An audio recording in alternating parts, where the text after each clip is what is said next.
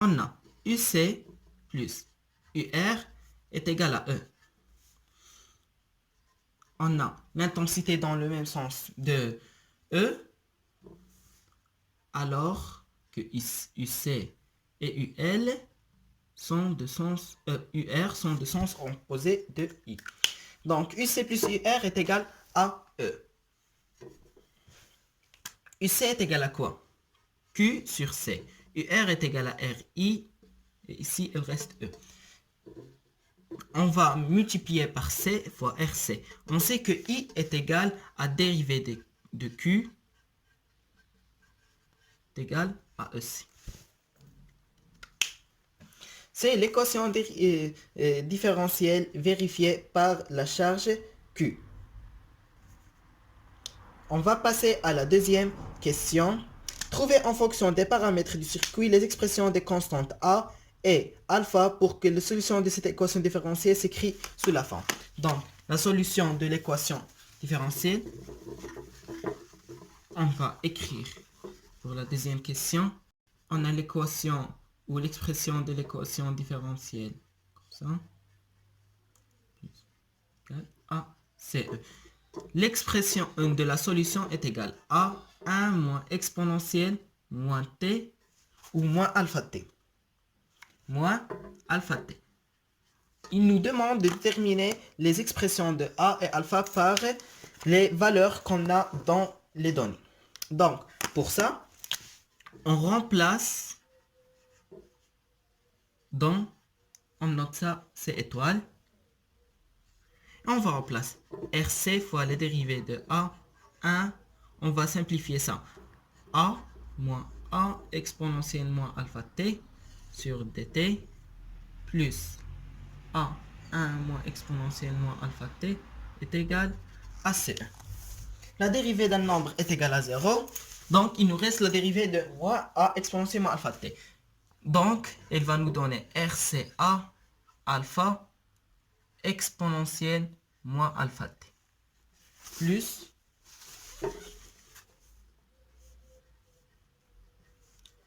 A moins A exponentielle moins alpha t est égal à CE. On va factoriser par A exponentielle moins alpha t est égal à RC alpha moins 1 et on va mettre A dans l'autre côté. L'équation devient comme ça.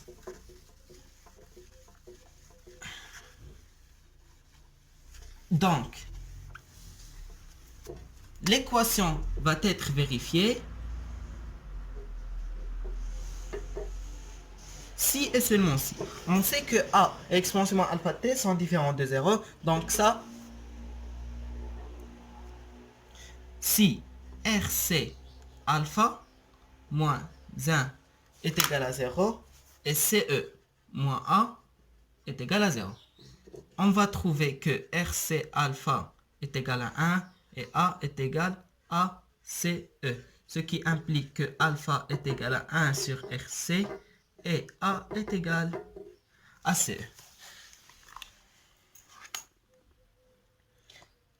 Donc, c'est l'expression de A et alpha.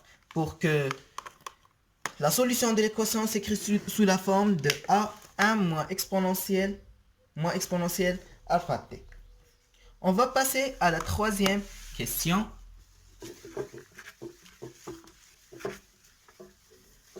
On va écrire ici A est égal à CE, alpha est égal à 1 sur RC. On va terminer graphiquement. La valeur de la charge Q du condensateur quand le régime permanent est établi. Du graphe, on va trouver que la courbe devient constante et Q prend une valeur constante. On va trouver, selon le graphe, Q est égal à 100 microcoulombs. Ce qui est égal à 100 fois 10 moins 6 coulombs est égal à quoi? 10 moins 4 coulombs. Dans la deuxième question, pour la troisième. La valeur de la constante de temps taux. On sait que taux est égal à RC. On n'a pas les valeurs de R et C, et on sait que la constante de temps est l'intersection de la tangente à t est égal à 0 de la courbe avec l'asymptote au voisinage. Donc, du graphe, l'asymptote est égal à 100 et on a la tangente se coupe avec l'asymptote au voisinage de plus l'infini, 1 milliseconde. Donc, taux est égal à 1 milliseconde est égal à moins 3, 10 moins 3 secondes. 10 à la puissance moins 3 secondes.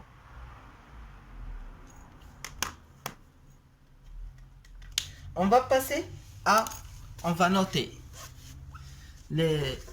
ces valeurs. Q est égal à 10 moins 4 coulombs et taux est égal à 10 moins 3 secondes. On doit avoir les valeurs internationales. On va passer à la quatrième question. Montrer que la capacité du condensateur C est égale à 10 microfarads. On va montrer que C est égal à 10 microfarads. Qu'est-ce qu'on va faire? Donc,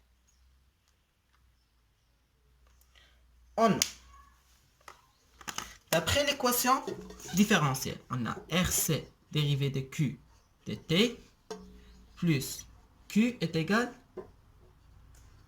à C. Au régime permanent, on a donc au voisinage là à l'infini, on a dérivé de Q est égal à 0. Je deviens Q est égal à C fois E, ce qui implique que C est égal Q sur E.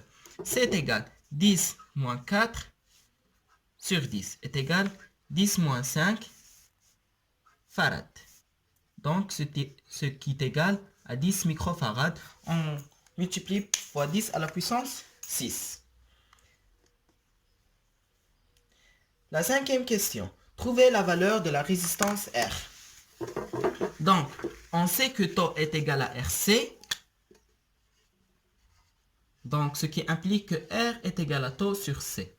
R donc est égal 10 moins 3 secondes sur 10 microfarads. Donc, elle doit être en farads. Ce qui nous donne 10 à la puissance 3, 10 à la puissance 2 ohms. Donc, 100 ohms est égal. On passe à la deuxième partie de l'exercice. Une fois que le régime permanent est établi, on bascule l'interrupteur K en position 2. À un instant choisi comme nouvelle origine des dates t égale à 0, on visualise à l'aide d'un dispositif adéquat les variations de la tension UC au bord du condensateur en fonction du temps. Montrez que l'équation différentielle vérifiée par la tension du condensateur s'écrit sous la forme dérivée seconde de UC plus 1 sur LC UC2. On va maintenant dessiner le circuit.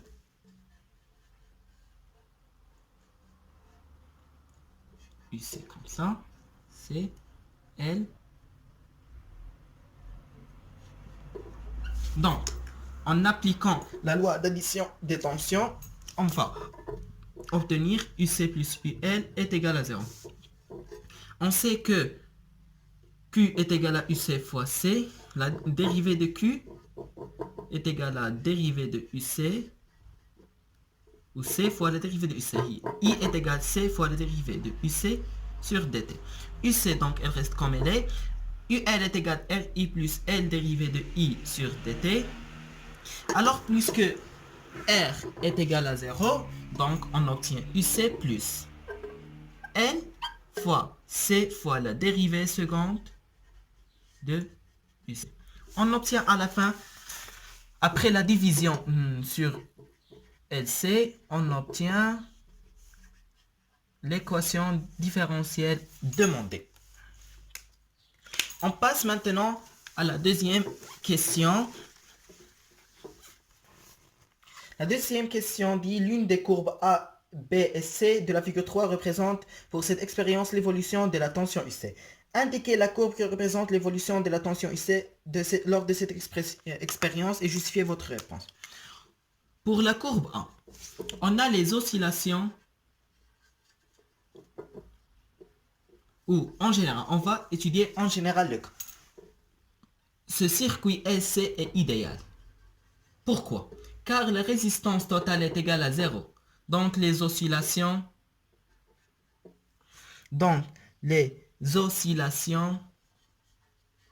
sont entretenues et le régime, comment il est, doit être périodique. Donc A, on a le régime. Pourquoi n'est pas la courbe? C'est parce que le régime est pseudo-périodique. Donc A n'est pas la courbe. Pour B et C. Pour B, c'est la courbe. Pourquoi? Car les oscillations sont entretenues, le régime est périodique et aussi les conditions initiales, on a UC de 0, le condensateur est totalement chargé, est égal à E qui est égal à 10 volts.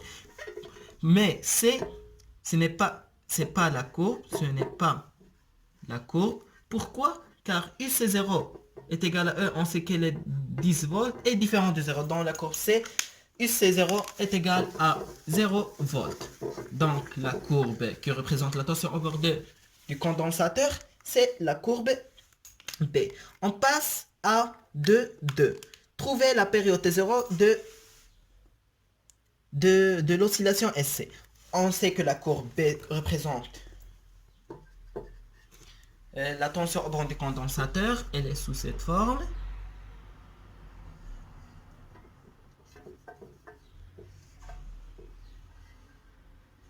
Donc,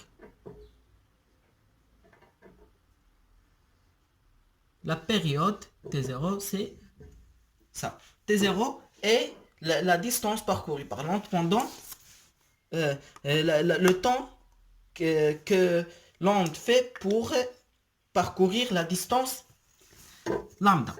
Donc T0 selon le graphe, on a est égal à 30 millisecondes ou à 20 millisecondes. Pour la troisième question, déterminer l'inductance L de la bobine. On prendra taux carré est égal à 10. On sait que T0 est égal à 2pi racine SC. On fait le carré et on obtient 4pi carré est égal fois LC. Donc, L est égal T0 carré sur 40 C. On obtient de 10 moins 3 au carré sur 40 fois 10 moins 5. Car la capacité du condensateur est égale à 10 microfarads, c'est 10 fois 10 moins 6. Ce qui nous donne L est égal à 1 Henry. On passe à la dernière question. À l'aide de la courbe représentant l'évolution de la tension ICT pour cette expérience, trouvez l'énergie totale.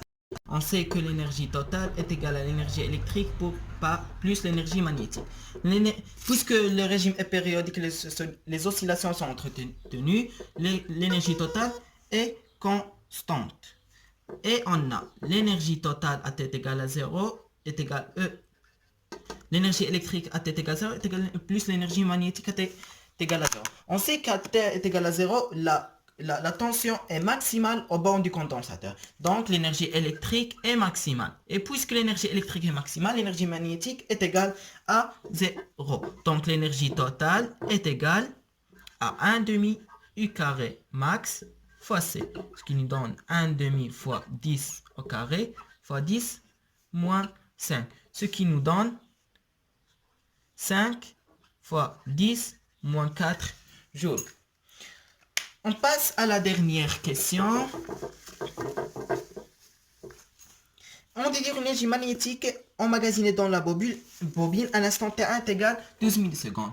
On sait que l'énergie totale est égale à l'énergie électrique plus l'énergie magnétique. Donc l'énergie magnétique est égale à l'énergie totale moins l'énergie électrique.